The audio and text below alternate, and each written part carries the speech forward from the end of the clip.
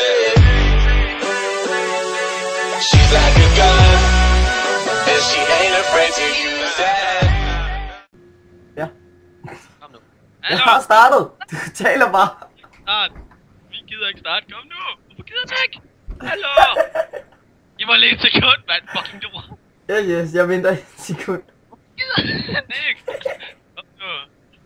Kom nu. Har du tændt programmet? Mit program er tændt. Giv mig lidt sekund. Nu er jeg nødt til at reconnect. Ja. Oh my god. Jeg føler, at vi er rigtig professionelle lige nu. Jeg er totalt professionel. Skal vi være endnu mere professionelle? Alle med en ping over 40 er bare seje. Ja. Jeg har fået lavet den i rød. Okay, nu har det bare virket. Ja, den der. Hvad så, YouTube, og velkommen til Mange Balle sammen med... Natty, jeg kan ikke huske, hvad du hedder. Vi tunes. T-J-U-N-E-S. Fedt. Og vores ven E. Fremsen. Så er du bare totalt what? De sagde mit navn. Nej, gør jeg. I er bare totalt skuffet nu. Fuldstændig. Hvorfor? Ja, det kan vi snakke om en gang. Hey, en sur. Luna. Hvorfor fanden har jeg kun en FPS på 2 lige nu? Min er kun på 6-7 stykker. 2, 3, 4, 5. Nej, det er på grund af det loading screen, så tager det ikke så meget SP, eller det der. Den skal helst være høj. Så skulle du have sat den på 60. Nej, den skal matche gamet, bare roligt. Jeg kan ikke huske, hvad fanden det er, jeg køber. Jeg køber bare Doran's Ring, ikke? Er det lidt bare mana region? Drenge, jeg kan ikke se vores characters. Så har du et problem. Jeg kan ikke se vores characters, eller handling af banen. Hvad fanden gør jeg? Så skal jeg prøve lige at reconnect. Hey, jeg advarer dig lige, Palle. Jeg har altså ikke spillet LoL i halvt år eller sådan noget, så... Ja. Vær positiv. Jeg prøver lige at reconnect. Det betyder optagelsen, jeg tror optagelsen stopper. Find ud. Find ud af det. Kom nu. 14. Der skete lige et eller andet. Hvad igen? Lyden skulle også lige ændres. Nej, det er løgn! Det er løgn. Det ganger du i starten, ikke? Ja. Så jeg går ind i den busk i starten? Nej. Så venter jeg lige på Palle. Hvem er vi imod? Drenge, jeg tror, jeg er nødt til at starte om med optagelsen. Nederen. Men jeg tager ikke spawnet endnu, så skønt det. Jeg synes det er sjovt, at de videoer som jeg har, ikke? Indtil videre. Der er det meste af det, hvor du ikke er med. Du er ved at prøve for dit første fix. Ja. Natty, kom mig ind og starte igen på grund af, jeg finder ud af... Okay, 2 sekunder. 3. Jeg står bare her sammen med I. Mig og Evi chiller. Hej I. Skal jeg også danse? Hvad fanden er det nu, det er? Chill. I går dog midt din bums. Ej, jeg er ikke chill. Så lidt i mig komme op. Jeg kan charge. Hvad? Drenge, læg mærke til vores team. Alle har flash på den ene side, og alle har ignite på den anden side. Vi har et cool team. Der er ikke nogen, der har exhaust. Det kan vi ikke lide. Vi kan ikke ind for exhaust der i vores team. Fuck. Teamplay-evne. Nej. Vi skal have kills alle sammen. Nej, nu får den ikke. Fake love. Vent på mig. Det er min minifar. Yes. Hey, go for your butthole. Der er ikke engang... Hende der Vi, hun var ikke med dengang jeg spillede. Jeg kender intet til hende. Kender du hende ikke? Overhovedet ikke, jeg har ikke spillet i et halvt år eller sådan noget. Winger, han var... Jo, vent, det passer ikke helt. Jeg har spillet dengang Winger, han var helt ny. Der spillede jeg lidt. Natty? Ja? Du skal lære den her lille ting om hende. Lad mig fucking få nogle minions. Så skal du lære den her lille ting om mig. Jeg er fist. Haha. Gør hvad det passer mig. Nederen. Så var jeg ikke lige så hurtig som dig her. Provokerende. Min evne bliver altså bare hurtigt. Åh, det er irriterende med fraps lige nu. Jeg har ikke ændret min fraps, så jeg har det der FPS-pist over mit billede. Og mit liv og på mit target selvfølgelig. Det der mit FPS, den er oppe i hjørnet. Det er også det, den er på mig, ikke? Men når jeg så targeter nogen, så står det hen over det hele. I det mindste er det ikke på videoen, det er altid noget. Lad være med at være så aggressiv, Nati. Jeg er ikke aggressiv, jeg provokerer ham bare. Boost! Og desuden er jeg level 3, så jeg kan altid hoppe væk uden tower skader mig. Desuden er jeg level 2, og jeg knakte dig på grund af du er fisk. Jeg er ikke en fisk, mand. Jeg hedder bare fisk. Nej, du hedder fisk. Fish. Hvordan vil du sige fisk på engelsk? Jeg vil sige fish. Au! Lad være med at slå mig i hovedet med en sten. Lad lige være at spille så offensivt, ikke mand? Ja. Det kan du ikke. Du er bare selv om. Fuck nej.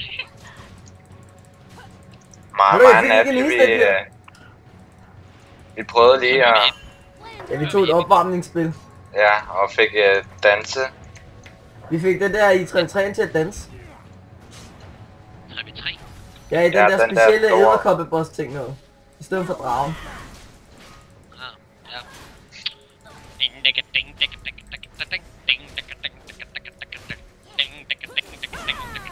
Hey, så du luften? Du tager mange minions. Look at my sexy dance. Jeg kan godt lide deres hold bliver ved med at lide. Hvad skal du for det? Hey, det gjorde du også i starten med lige at lave sådan. Aha, det var på grund af mit system gik i crash. Det kan da også være, at deres system går i crash. Det kan da også være, at deres system er ved at gå i crash. Jeg er sgu da ligeglad med dem. Det kan være, det er det, der er undskyldningen. Okay, det gik fandme stærkt. Det har jeg gjort før. Tro mig, den er en træner til teknik. Dance Party 47! Det svarer til at cykle på. Man glemmer det aldrig helt. Det er ligesom at spille fisk. Det gælder man heller aldrig helt. Man glemmer aldrig helt, hvordan man spiller sin yndlingschampion, både på historie og i spil. Nej, virkelig, han er bare verdens sejeste. Bare hele ideen med fisk. Genialt. Min yndlingskarakter er jo stadig Ejri. Ja, okay. Hun er også mega overpowered. Ejri, hun er min yndlings AP. Og hun er min yndlings... Ja. Hvorfor Dance Party 47? Eller Dance Party 47? Og så bøs! Fuck.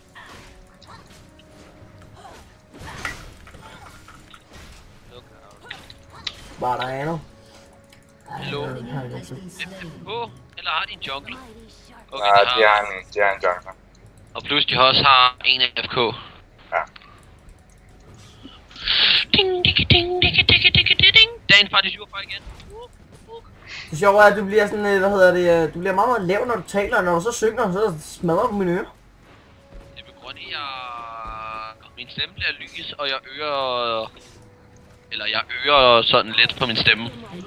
Ører du, eller hører du? Jeg øger sådan, så det bliver højere. Ja, jeg ved godt, hvad du mener. Jeg synes bare, det lyder sjovt at sige ører, fordi det... Fuck it. Tæt på, at det virker. Jeg kan faktisk tage ham nu, jeg kan flashe væk igen. Jeg skal bare lige ind, ignite, slå ham en enkelt gang eller to, og så flash. Jeg skal bare lige minions det væk, så er jeg glad. Ja, jeg gør. Jeg tager ham nu. Nej, jeg vil med. Ja, det vil jeg også. Nej, jeg får ham ikke. Du stjæler ham ikke, Jo, bare tage ham. Okay. Se, nu får jeg ulti, ikke? Og så har jeg ulti om det. Nu kunne jeg have taget ham. Shit. Jeg har intet liv tilbage. Du har skadet mig. Du har skadet fisken. Ved du, hvor ulovligt det er at slå fisk? Nej, hvis jeg kun vælger. Jeg tror heller ikke, der er nogen regler mod at slå fisk. Så skal man i hvert fald have den. Man skal faktisk have sådan et fiskebevis for, at fiskebevis. Og slå fisk. Det virker på towers. Nej, det gør den ikke. Tænkte jeg. Den her virker på towers. Ja, min WM. Jeg kan bare aldrig huske. Jeg vil have, den skal virke på towers. Jeg elsker seriøst det der vind, der bare bliver slået igennem. Hey, vi tager tower. Sådan. Yay! Dance Party 48. Fuck 47, det er for old school. Det stiger ikke engang hver gang man får 20 eller hvor? Det går ret godt, din trækning er ikke spillet så langt. Jeg kan godt lide E, han er bare totalt stille. Ja, altså, jeg skal koncentrere mig. Så snak dog lidt! Jeg kan koncentrere mig, mens jeg snakker. Han er også den eneste af os, der ikke optager. Ej, jeg ved ikke med de der i random Folk er crap der. forskellige. I er den eneste, der bare optager fede moments. Awesome moments. Hey Pal, vil du høre en hemmelighed? Jeg har andre mana. No shit, Sherlock, du har mere end jeg har. Men det er ingenting i forhold til mine evners pris, altså. Det skal bare... Hvor meget koster dine evner? Det ved jeg ikke, min ulti koster 100, og jeg har ikke engang råd til at kaste 2 gange. Hallo, mit ultis koster 100. Mine andre evner koster 60. Min Jeg koster kommer op lige om 55, lidt. så... Okay, alle mine evner, undtagen mine E'er, så er de billigere end dine, så... Men jeg bruger min mana, jeg bruger den hele tiden. Just Det gør jeg også for helvede. Du er en mana. Jeg er levende, mana. Din mor er en mana. Ikke så hård. Så skal jeg bare svare igen. Din far er en mana. Din mormor er en mana. Det var lidt groft. Nej, Så wecaller du, mand. Prøv lige at se livet. jeg er sgu da ligeglad. Du siger noget om min mor. Siger jeg noget om din far? Er det bedre? Nej, for han er nede under. Shit. Det var headset på, ikke? Ja, shit, han er nede under. Du har headset på, ikke? Jeg håber jeg. Nej, jeg da ikke. Selvfølgelig har jeg det. Du har højtaleren ned fra stuen sat til. Ja, så Oh roll my face. god. Hey Kalle, hvad har du tænkt dig at flytte dig derfra? Nå okay, så tager jeg lige den her. Oh yeah! Ja, kom min hat. Ja, det er så recall dog. Det er der, jeg venter på, at du gør. Du behøver heller ikke waste mana, jeg kan sagtens klare mig. Så recaller jeg. Ja, så recall. Jeg har det helt fint her. Jeg har brug for 2 ting, for jeg kan give ordentlig røvfuld og få nogle minions. Jeg er ikke en virkelig recall type. Jeg er bare sådan en fisk type. Mig og Fred, vi er bare sådan nogle, der recaller. Ja, nu er jeg råd. Lige meget vi er i gruppe. No. Jeg er råd, jeg går. Jeg har 1800. Jeg kan godt lide at spare op. Det er det princip, jeg faktisk går lidt ind for. Opsparing. Ja, Jeg havde 2000. Og desuden, hvis du bare sådan lige provokerer dem, når de ikke er klar, så får de et chok. Så skal de nok lade det være. Og jeg har over halv mana, så jeg skal nok tage den. Tag ham. Tag ham. Er deres jungler FK eller sådan noget sindssygt? Han har ikke været heroppe endnu, og vi har taget tårn, så det er sådan ret sjovt. han er hernede, eller her. Hallo, han er ikke FK, det er kun Chichao, der er FK. Ja. Åh, Nå kom han, den men han er skal kun lidt jeg. som ikke. Vi kan næsten one-shot ham. jeg sniper ham. Hey, du ved godt, der findes et tårn, ikke? Mit ulti hiver mig hen til ham. Tårnet Skal jeg er komme oppe. op? Nej. Jeg kommer lige at tage et kill. Han spiller bare Nej, defensivt. du spiller ikke vores kill. Fuck dig. Han venter på, at vi går i kamp, og så ultier han ham. Jamen, han er der. Jeg jungler der. Du våger på at prøve at stjæle. Jungleren Han tager er der. deres jungler.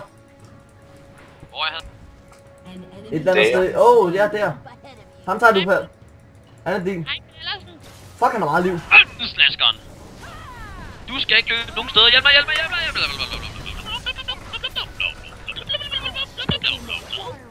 Nederen. Jeg får.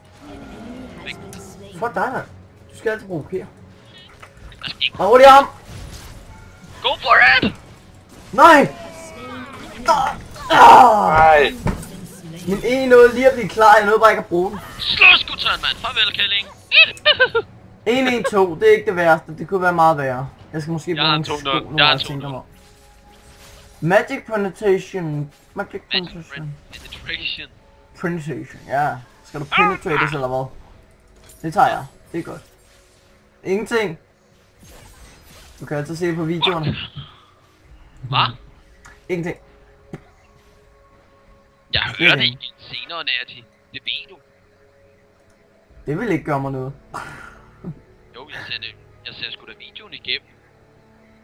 Midt. Den der. Der går vi. Det er den her. Oh god, oh god, oh god, oh god, jeg er død, jeg er død, jeg er død. Oh shit. Det var sgu da en dum idé. Oh shit. Ian griner bare fordi det er Katarina. Katarina var hans yndlings. Så kommer Katarina, Pantheon og Malathai bare og fucking bangslanger mig. Jamen, hun er dårlig, hende der. Okay, der var en, der skrev i mine kommentarer i går, at jeg skulle købe nogle pots. Fint. Dude, jeg køber potions. Så kan du se, hvad der sker, når jeg køber potions. På grund af, ved du hvad? Jeg glemmer det altid. Det er næsten derfor, jeg lige køber dem. Men nu gør jeg det bare for din skyld. Jeg kan ikke huske navnet, men jeg ved bare, der er en, der skrev det. Jeg læste det her tidligere.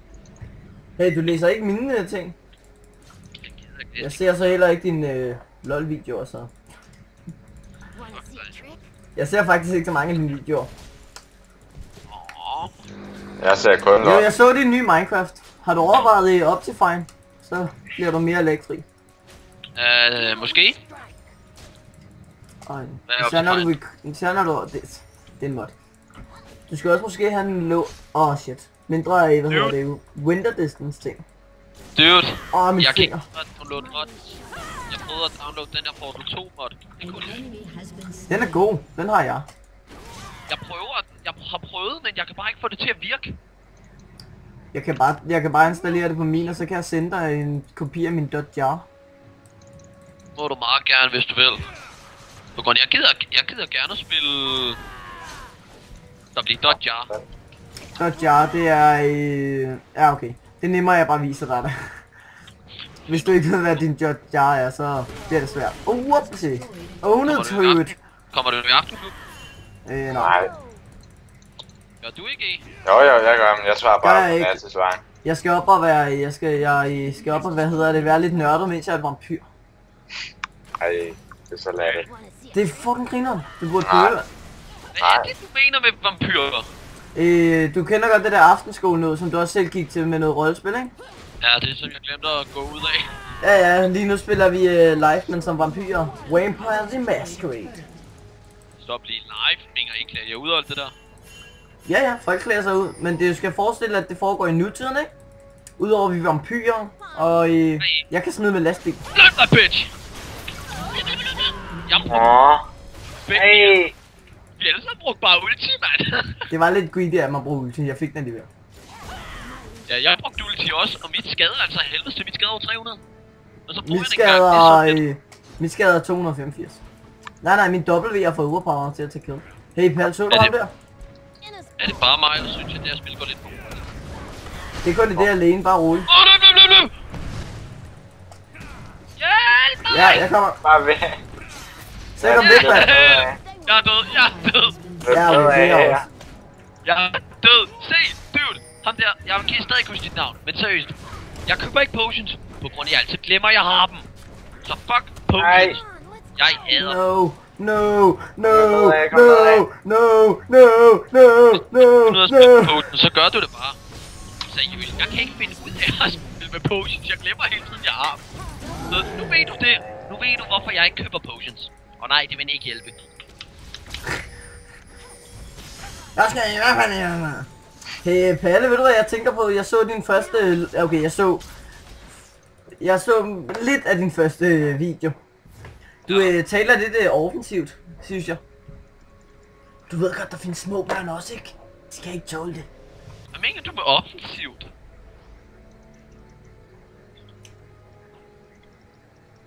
Natty. Du ved godt, hvad offensivt betyder, ikke? Fordi det bliver lidt svært at forklare dig det. Sådan lidt Når du er seksuelt?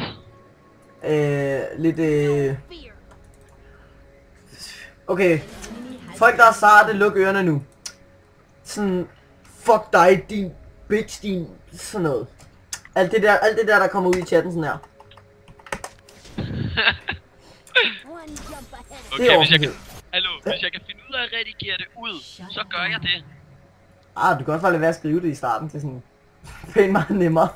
Skrive det i starten, hvad mener du? Du kan også bare lade være med at skrive det til at begynde. Jeg tager Katta her. Hun er net. Nå, okay, så tager vi ham her i stedet for. Kom nu, tag ham her. Okay, det var der ikke nogen, der gør. Jeg går rundt om. Det er lige meget, han har meget liv. Jeg hader fandme meget liv. Jeg hader fandme meget liv. Hvad?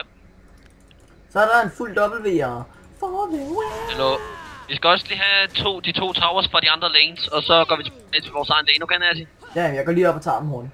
Whoopsie. Ja. Den har jeg ikke set komme her. Det gør du bare, så tager jeg tower her. Jeg kan tage red. Er det bare mig, eller synes jeg, det er spillet? Palle, bag dig. I'm running. Ja, så skal jeg. Der er ikke nogen grund til at løbe. Det Altså. nej.